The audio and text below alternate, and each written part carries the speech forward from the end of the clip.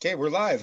Hi, everybody. Slightly Slanted Sleuth, and I'm joined today with by Goeth Paz, and she's a twin flame expert. Oh, sorry, I got to turn. I always do this.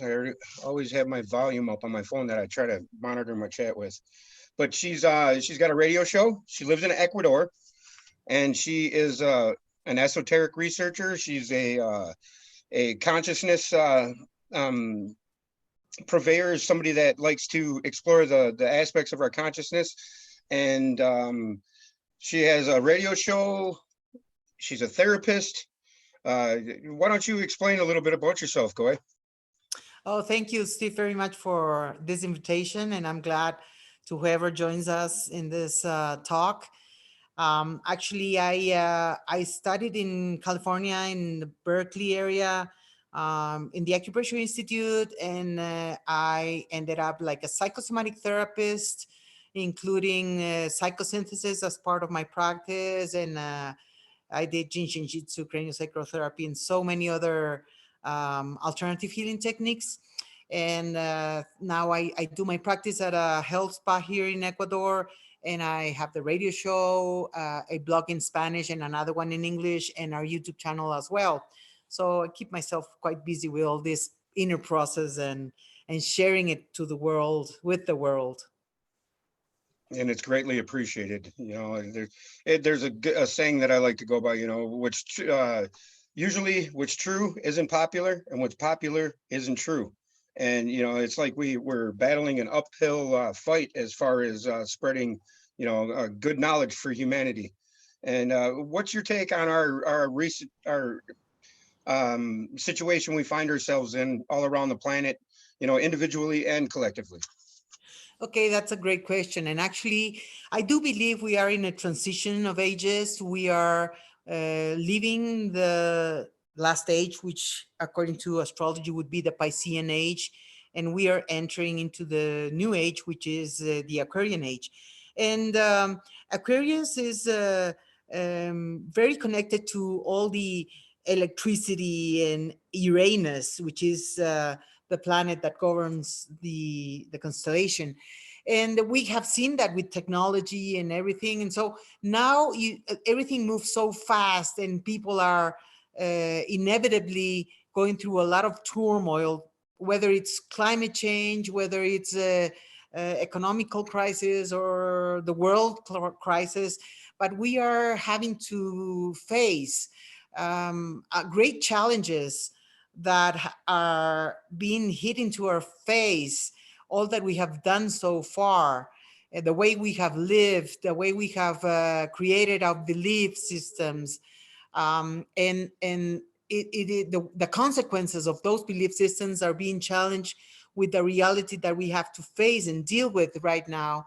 And so we need to do huge changes because we are seeing that we have actually accommodated too much to live in a world that is not healthy. It's quite dysfunctional.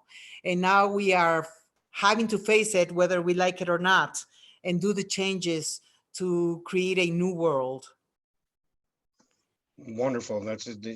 I couldn't be in more agreement with you.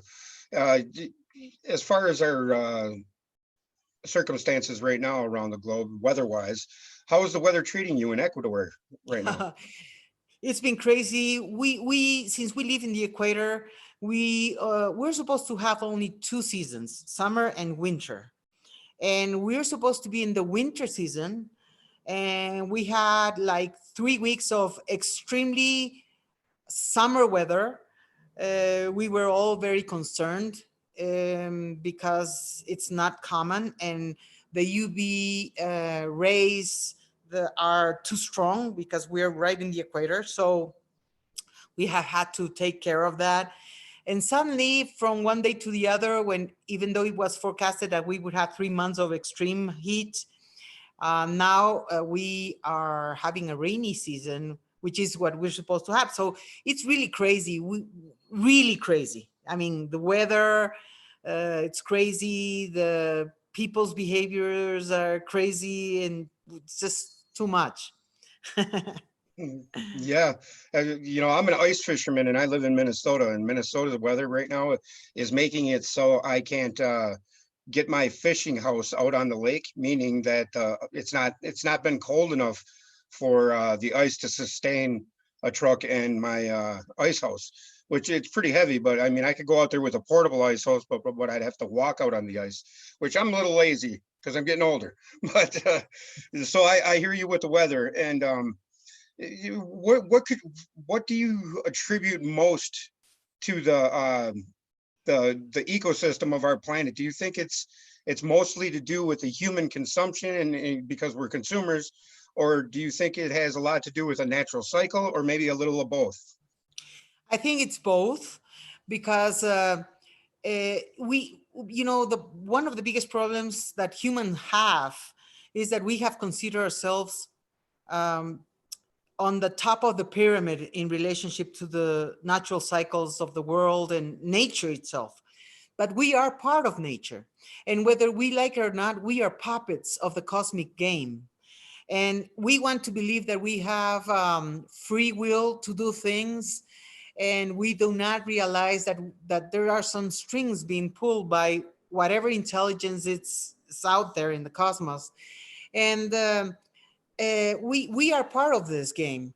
We have a lot to do with what's happening. Obviously, all this CO2 that and the plastic consumption and the all the behaviors that we have created through our belief systems, they are part of what has happened.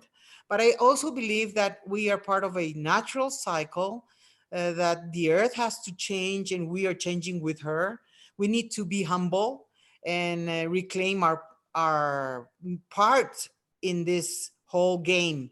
And we are part of nature. We are not better than nature or higher than nature in intelligence or whatever. And by reclaiming that humility, we will be able to go through this transition with more grace. While we are still arrogant about who we think we are in all this deal, we're going to suffer a lot. I couldn't have articulated it any better. And yeah, I think it was Aristotle that once said, if you see pestilence and ill-gotten behavior in man, you will see it manifest on earth. And I think that's what's going on, and our disconnect from nature is going to be, you know, smack dab in our face soon. And I think it's coming to that point. And do you do you believe in a cosmic energy that is within us, or what is your concept of God? Just to be blunt Well, about it. definitely, definitely, I believe that there is a cosmic intelligence. I don't like the word God, just because the concept of God in most of humanity has to do with one being, male being. I'm not feminist nor the other way around, but um, creation, it comes from whatever source we are unable to comprehend at this time in our experience in life as humans. I am sure that through the ages, and when we are in a golden age or Satya Yuga, as the Hindus would say, we are so much closer to understanding the concept of God as it really is. But right now we are not able to grasp. It's a conditioned idea that makes us believe that we are not co-creators of the reality, or that we are not part of God itself, that we are just entities separated, that believe that a greater something is in charge of everything. And actually, we are like atoms of God. We just don't realize that. And I have issues with the word of God because of that conditioning in society. But I do believe that there's a universe, a multiverse, that there's an infinite source of energy, that it is co-creating itself and co-creating and helping us be part of the co-creation of reality that we are being part of. And as we play our role in each cycle of the ages that we are living, we are able to get closer to unity. Like when we are meditating, like we had a meditation this morning, and I suggested we enter the frequency of oneness. And when we do that, we start living we start experiencing oneness without the I in between. The I is what separates us from the unity. And we very much live in this world as humans, very separated egocentrically from the rest. And as long as we nurture that self idea, which, it has a purpose, but as long as we just live in that consciousness, we are not going to experience the unity with everything that is. Beautiful. I too believe that, and I don't like using the word believe either because there's a lie right in the middle of the word. But yeah, I think you're spot on when you state that we're all just fractals of the whole, and I think that's what it's all about is realizing that and telling the devil or our ego to get in the back seat, get behind me, and that was beautiful. And we were talking earlier about before we came on about information and how it floods you at times. Could you explain a couple of situations where you've experienced such a thing? Well, I've been having really strange experiences since I was a little girl. My first out of body experience, I was probably somewhere between 8 to 10 years old, that I was, trying to fall asleep, and suddenly I left my body, and I was so conscious of the situation, but I was unable to explain it. That's when I realized that I was not my body, that I was the consciousness that was out of the body was who I truly was. And since then, I've been having different kinds of experiences that allow me to realize that there is an inner world that's more powerfully connected to a higher consciousness. And um, and then, I was able to connect with the natural world. Like, say, when I was an adolescent, I believed that the trees were much alive as we were, and that I could talk to rocks, that they were alive too. So I realized that the earth was alive, that I wasn't I was one form of aliveness, but that the earth was not dead, that the earth was pretty much alive, but it just had another way of communicating or experiencing that liveness. And then, I always had company from um, disembodied beings that would be part of my journey. And for the longest time, I always believed that they were part of my imagination. I always thought, oh, it's just me imagining this or me imagining that. But one day, that was early in 2000, I think, as I was in a meditation, which was a way I communicated with these beings that I thought were just part of my imagination. They told me that they were not going to talk to me anymore. And I said, what? Why? I cannot believe this. Why wouldn't you talk to me anymore? And they said, you're ready. And I said, but what are you talking about? Ready for what? And I'm just gonna be a little rude here. I said, I'm just a little piece of shit in this world. How can you say I'm ready for anything? I'm not ready for anything. And so they actually never talked to me again. And then I enter into a space of sort of a depressed state of abandonment for a while, because until then I thought it was just part of my imagination, but they actually never talked to me again. When every time I would go into meditation, they would not talk to me, or there was no communication whatsoever with these beings. And then I realized that it was really, it had happened to me, that they were communicating with me. And then, maybe because of how I was dealing with the situation, one time they said to me, there is no difference between depending on a physical teacher or the disembodied teacher. as long as you depend on somebody, you're never going to look at yourself. You're never going to connect with us through who you really are. So now you have to find us through you, not through always. Even as I was in meditation, I was always expecting a connection with somebody to guide me. And so they made me realize that I had to get to them through reaching myself, through connecting with me.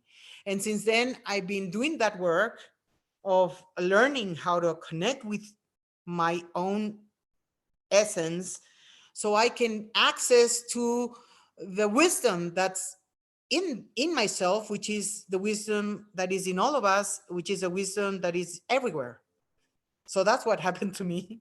That's beautiful. That's beautiful. And I commend you for sharing that with us, because a lot of people tend to ignore voices or thoughts in their head, and other people tend to claim them as their own, where I think the wiser of us realize that there is something higher at work here. And when you said that you could talk to rocks, well, right now you're talking to a stone. That's my last name. But but How yeah, cool. the journeys are special, and each one of them is a path unto its own. And yours sounds beautiful. And the the the paradox that we face of information and learning ourselves is quite profound. And know thyself, I think, is repeated over and over in a lot of religious scripture. Do you follow any one set of like Hindu rule, or not rules, but I mean, or like the Bhagavad Gita, or is there a certain literature that you like to remind yourself of what all is? Well, I like Taoism, so now and then I read the inner chapters by Chuang Tzu or the Tao Te Ching. I also like very much the Dhammapada by the Buddha and the Buddhist teachings. Actually, I appreciate them very much. I really like them. I like Krishnamurti was part of my adolescence, and he helped me to develop the inner observer just through listen to his cassettes. Well, actually, I'm talking about cassettes. I don't know if people know what a cassette is, but not anymore. But I was listening to his cassettes, and as I was driving, and I understood very much what he was saying about developing the inner observer and to learn to observe myself, and so I can say that I connect.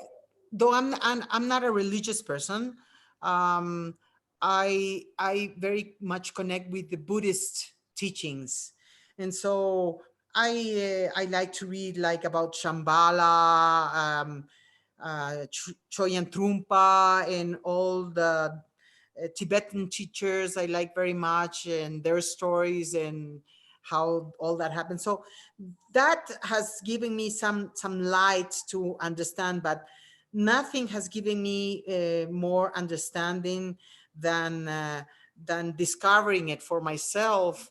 Even though I have the teachings and that's knowledge, but wisdom is when you arrive to those and that understanding by yourself.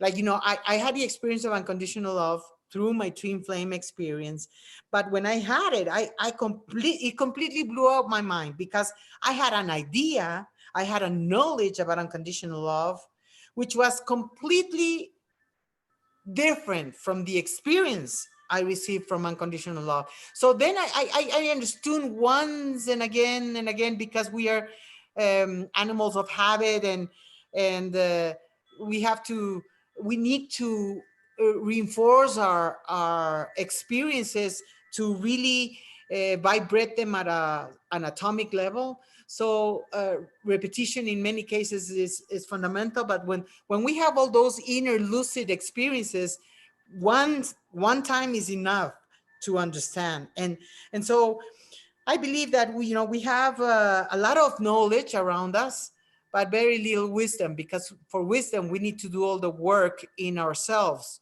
to arrive to that inner connection and experience that allows us to really understand when the Buddha saying that's a flower, we see it and we see a flower. But when the Buddha said it's a flower, he's meaning something completely different. And only those who understand that, when the Buddha said that's a flower and got enlightened, then they understood what really a flower was. But most of us are not just there. We need to do so much inner work to let go of so much and empty ourselves of so much before we actually get to that point of wisdom. Wonderfully stated. Yeah, the great work. I'm sure you've heard that term before, or the divine union, or the alchemical wedding, and that, all of that is all one and the same. It's pretty much in my opinion, it's pretty much the same as the born again of the Christian faith. And you're spot on where, the knowledge that is the wisdom, which is within all and is all around us, it can flood you, but you have to invite it and you have to be open to it. And that's extremely helpful what you just stated. And I forgot what I was going to ask you something while you were talking. And I have a thing. Growing up, I was labeled with ADHD, attention deficit disorder and hyperactivity disorder, but it's because my thoughts are flying all over the place. Is there something that you could recommend, because you do what's the therapy called that you do? Psychosomatic therapy. And that's to do with frequency and your mind, right? Uh-huh. Is there Well, something that you could recommend for somebody like me that has flighty thought, or somebody that's always thinking and thinking everywhere, to maybe calm that down?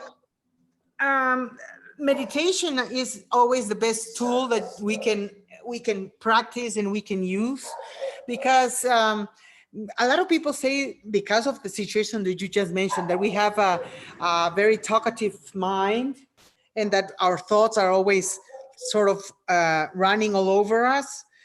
I myself would consider myself to be an ADD person, because just I have difficulty concentrating, and my thoughts are, when I have to do things, I have 10,000 thoughts going on.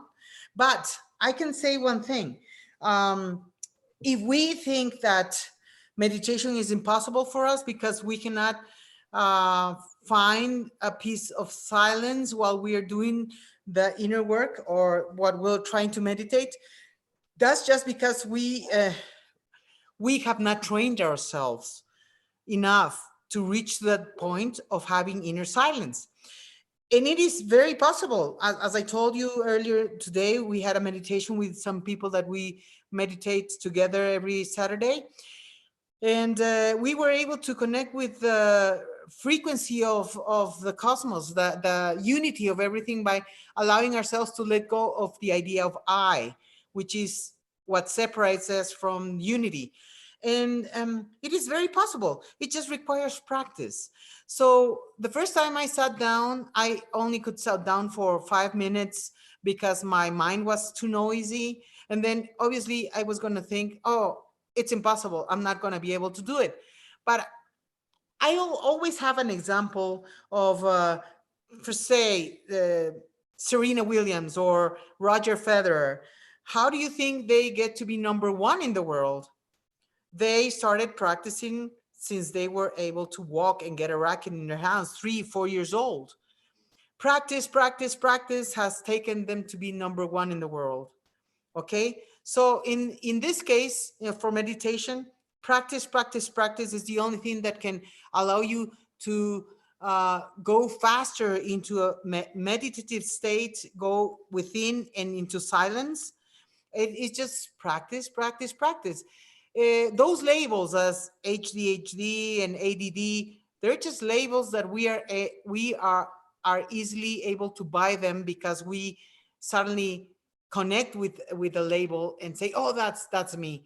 But actually, that's a way of nurturing the system that we want to let go of. This is such a dysfunctional system that we have lived in for at least since the Industrial Revolution, I would say, that consumerism started to sky high and reached its heights by now. And we all live in such an anxious world because we have disconnected from our natural essence, natural state of being in connection with our inner selves. So if we find a way to reconnect with ourselves, we will find a more peaceful way of life in the midst of the chaotic world that we are right now. So it is possible. It just requires even a lot more effort than before because chaos is stronger and all around us. Like we're living in a constant hurricane all the time. Yeah. Wow. It's like you're living in my head.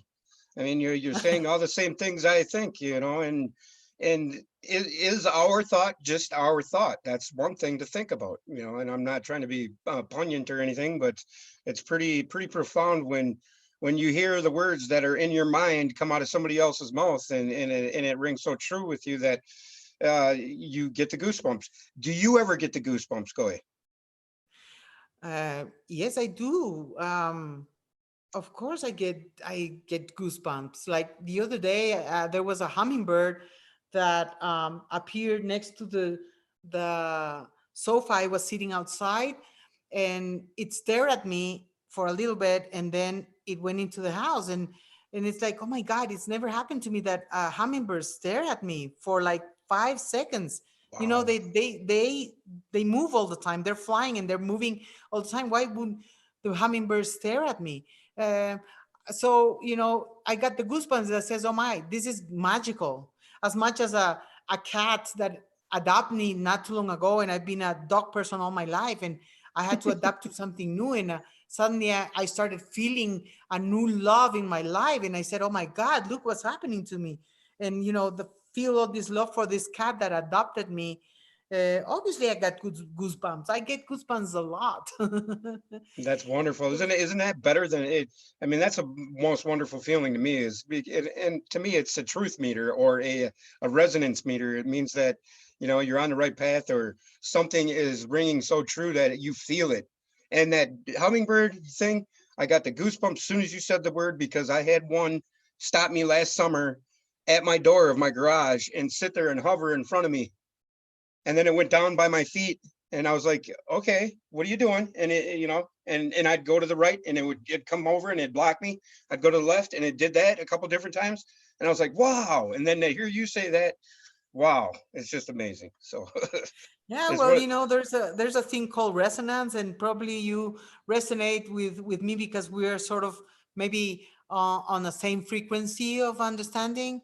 I don't know if you've ever heard about the 100 Monkey Project. Oh yeah, oh But yeah. yeah, so you see that when one monkey discovers a way to do things, and then it opens the possibility for others to do it, and I'm sure some others before us have opened the door so uh, we can reconnect with a path to take us to the our essential nature. So I'm grateful for all of those who have done the work to help us reconnect, and we have to do the same thing for whoever follows behind or are in different levels of awareness but are looking for that same thing. So it's always wonderful to know that we are vibrations in this world, and as you said, we're fractal beings, and so the more aware we become, the better things can become for the rest of us. So that's why we have a responsibility of doing the inner work to be more aligned with what is, because there's a lot of you see, the other day I did a video. I don't know if you watched it, about the fifth dimension and Yes, I ascension. did. I appreciated Everybody it is too. talking about it, and I mean, but most of the people that even are talking about it don't even know what a fifth dimension is or what ascension is. And I think we need to be true to ourselves, not to uh, like live on an idea that we have not experienced, but we are desiring to experience. And so I like to be more pragmatic about my process, and have one feet on the ground, and the rest of me open to um, the spiritual nature, but understanding that it has to be real, not to make believe something that I have not experienced. Because as I said, there's a difference between knowledge and wisdom. And I want my, when I awaken to the wisdom, I want it to be, to really be wisdom, not just to have hold like words of wisdom without having the experience of wisdom. That's And that's one so, that's wonderful. not not an easy path, let me tell you. It's a very crushing path most of the time, but we have the moments of goosebumps with little things, as the hummingbird, or as the cat, or as a tree, or as any other bird, or whatever in nature, that help us take a deep breath, and a sense of aliveness that captures in a moment of connection with anything in nature. Nice, true, true, true, so true. If there's one thing that you could do to change the world tomorrow, what would it be? One thing, just one thing. Uh, it would be to anchor unconditional love in the collective unconscious. I think that's what we are missing. We have misunderstood love in such a huge way, because we're living love from the ego, and um, from a sense of separation. So that's why we want to possess when we love, and that's not true authentic love. That's ego love. That's eros love, not agape love. And so, if there's one thing I would love to do, is to be able to um, anchor in the collective unconscious the experience of unconditional love as it is. That's beautiful. And yeah, our love as we know it in the finite carnal mind is a love of fear induced and possessive. Whereas I think you're spot on when you say that, you know, if you can love it forward without expectations or without expecting that anybody to love you back, then I think you're closer to the wisdom that you seek. And that's wonderful, Goy. I mean, it's so refreshing to hear somebody almost on the other side of the planet thinking the same way I am. What is your time zone down there, by the way? It's the same as mine? Just 1 hour more. We One have hour one ahead. more hour than you right now, because there you change the times. We never change the time. It's always the same. So now we have 2 hour difference, and I think in the summer it would probably going to be just one. Wow, why is that? Is that because the equator is bigger than up here, or is that the reason? No, it's because you guys have a time change. You have one time during the summer and one other time during the winter. You change the Well, yeah, time. yeah, the daylight savings time or whatever. That exactly, the daylight savings. We don't have that, and Argentina doesn't have it either. So I think it's, it's a creation of your country, in some countries, to be able to live according to the daylight, but we don't have that. So It's more convolution and more convoluted nonsense in a simple world, because I think the concept of kiss is where we need to go return. You know, keeping it simple, stupid. So yeah, you, simple is great. Humble is great. right, right, Though it seems it's little, but it is bigger than anything else. right. It's amazing how disconnected we've become to. What is the ocean? Are you near the ocean there? I am by car. I am 4 hours away from the ocean by Oh, car. okay. So it's near. We are a small country, but we have the greatest biodiversity in such a small place because of the equator line. So we have the ocean, we have the mountains, and we have the rainforest. And within those different lines of height of altitude, we have such a huge diversity of vegetation and animal life that it's amazing. And that's why I think they chose this country to be called the equator, because within the equator line you don't find such micro weathers in concentrated in a place as you do in this country. Right. And so how is the natural world? I mean, the animals, the state of the environment around you, the birds, the bugs, I mean, are they as prevalent as ever, or do you notice a decline in them? No, they're declining definitely. That deforestation rate in Ecuador is extremely high, and because we have it all, we are very unconscious of the appreciation that we need to have for the water, for the animal life, and deforestation. But as in the rest of the world, we'll feel it, and then it probably will be too late. But we need to go through all the hell possible, because humans don't learn by being in a great place of happiness.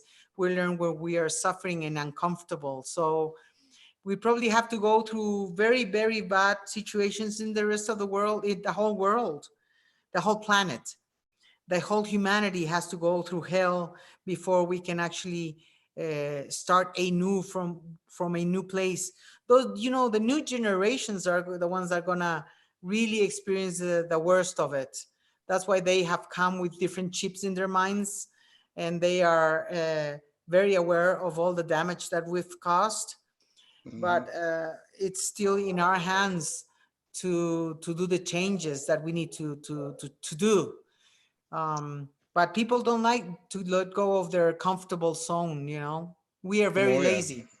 Oh yeah. And I Yeah. think money has made it so difficult, and the Yes. luxuries of money, or or lack thereof, have made it such a diverse or big gap between the haves and the have-nots, that the have-nots are bitter against the haves, and it's all over something that we could all do without. And I think it is the downfall of our civilization is money in and of itself, because the money is what's driving the inconsistency, or the uncaring for our environment that we so need and lack understanding of. And it's like the do you have native tribes, or native indigenous populations around Ecuador or near you that are still in existence and sub uh, uh, earn their life off of the land, or live off the land still?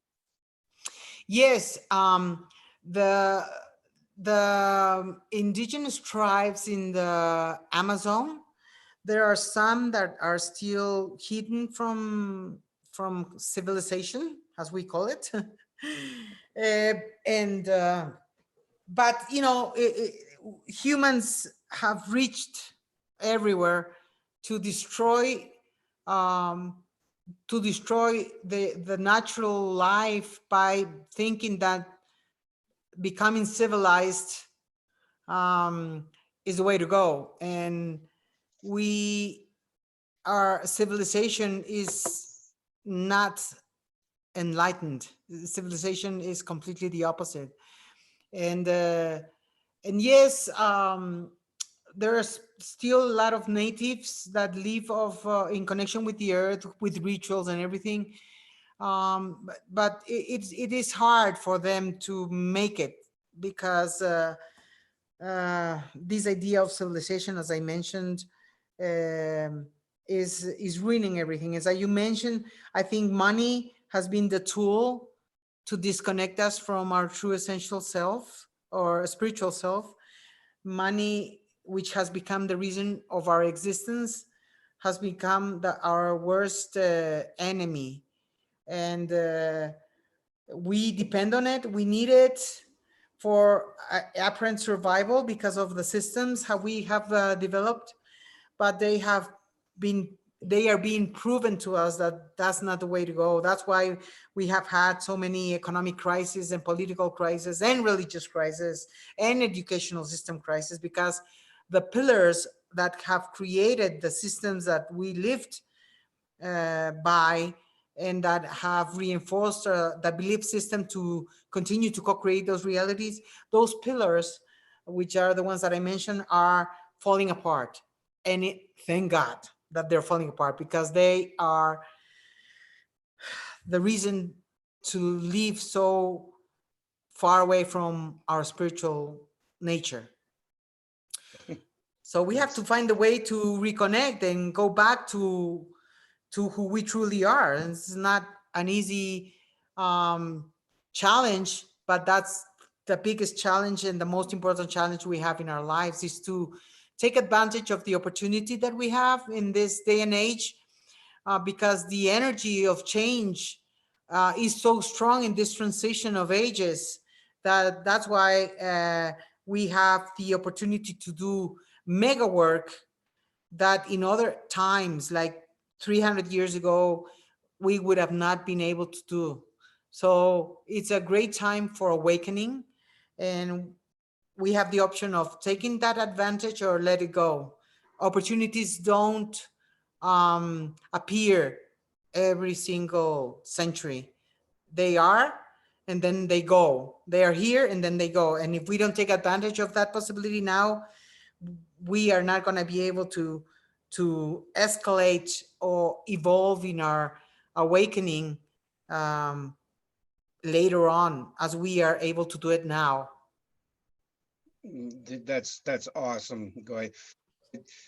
I've got a thought. I just had a thought as you were saying, giving your poignant uh, s- answer to what I asked you, and that I find it odd that these systems, like you said, like the scientific discovery side of things, how if you're not holding up a pillar or a previous quote unquote giants discoveries, or backing a certain way of thinking, you're not going to get funding for something that you've discovered or you're discovering or you're in the process of discovering.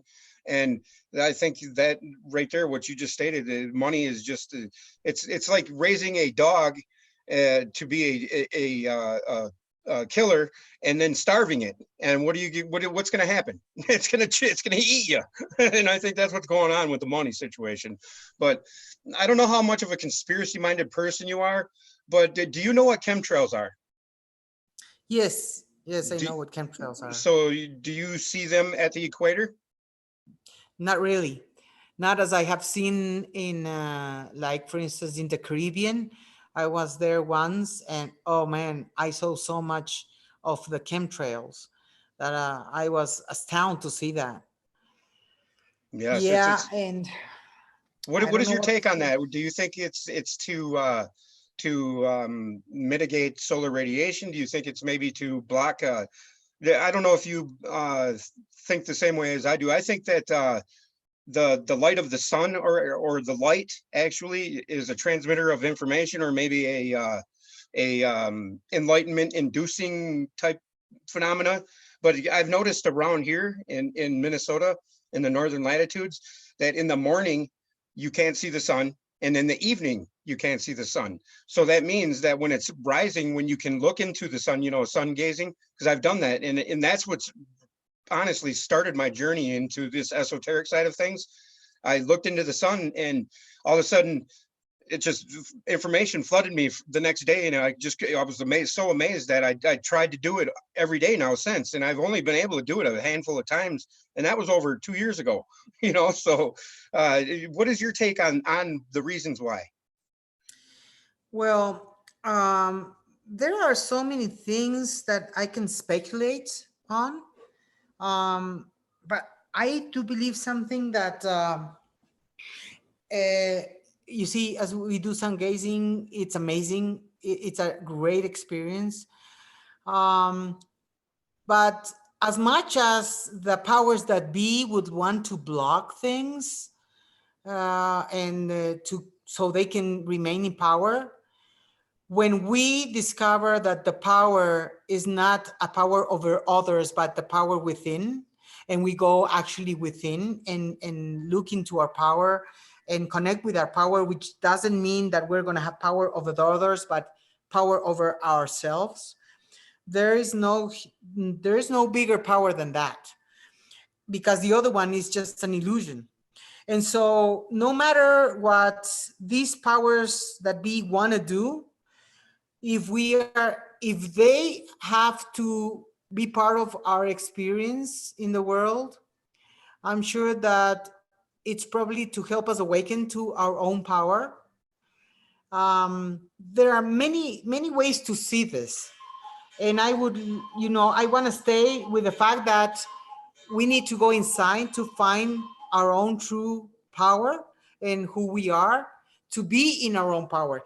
When more people are in their own power, like Greta Thunberg is, a lot of people hate her because she has what most of us don't, which is be in her power, be her own self. And she has no problem to tell the world and tell the politicians and people in power the truth. And that's why they are making so many speculations about who she is, because people, adults, cannot truly believe that a 16-year-old could be in her power, because we were not in our power when we were 16. So she is an amazing mirror for a lot of people of what it is to be at your own power in spite of your age. And so that's why she's making so much turmoil in the world, for the good and for the bad, well, because it's moving a lot of the bad things in people.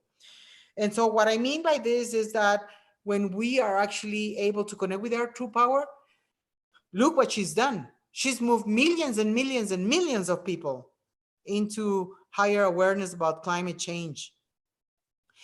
If more people are in their true power, what could that happen? I mean, what could that move in this world? The powers that be are going to be powerless when we sit on our own true power that comes from the inside. So all the work that I do, at least, is focused into reaching to my own true power of being, of connecting to my spiritual self, you see. And so everything that happens outside is just a mirror. We can look at it as, oh, them and us, but I can look at it also as a mirror of what's stimulating in me to awaken in me what I need to, so that can fade away, because that's an illusion. Right. You couldn't have said, I mean, like I said before, it's like you're living in my head. There there's no they in us, and there's no me in we, and I think that of course duality is a function of creation, but that aside, I think the two come from the one in the first place. But yeah, Goy, you're a beautiful soul, and I'm sure you've got to go. You had to go at 10 o'clock or so, and I appreciate you sticking with me. But can we do this again sometime soon? Sure, let's talk about it, and we'll see what we come up with.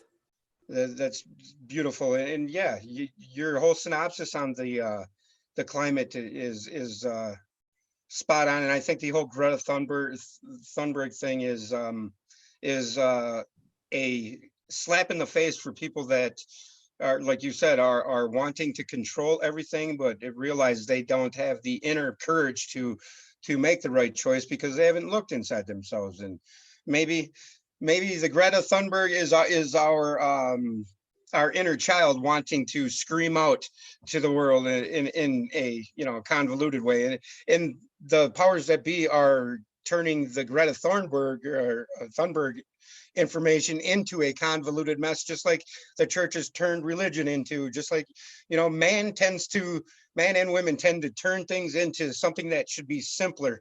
And the philosophy you've just stated to me by going inward is I think spot on, and I appreciate it 1,000%. And if we had more people, more souls on the same path as you, I think we'd win the race, and I think we're going to win anyway. But I think our learning curve would be much steeper, and we'd learn it at a much faster pace. So Goy, thank you very much, and hopefully the weather cooperates with you, and keep on the good fight. Thank you so much for having me and for this great conversation, and I hope it helps you and whoever has connected. I'm glad there's more people that are sort of resonating with a truer path, and I hope we get to do what we need to do for a better world. Amen to that. Amen to that. Thank you, and we'll be in contact, Steve. Thank you All so right. Thank you, much. sweetheart. You take it easy. Bye-bye now. Bye bye. And I want to say thank you to everybody in chat, Scotty Boy, Miles, everybody who's joined us so far, you know, and people that are going to watch this later, that, you know, just remember that love is not just a word. Love is an action. Love is something you need to pay forward. Love is to love without expecting it in return, because true love is a love that you will do regardless of what you're loving. You know, you have to love, because without love, there is no shelving the good. So, hey, keep it real. Love, peace, chicken grease. Thank you, Free Press 666, Mr. Menza, Scotty Boy, Chiro, Robert. Love, peace, chicken grease. Bye-bye now.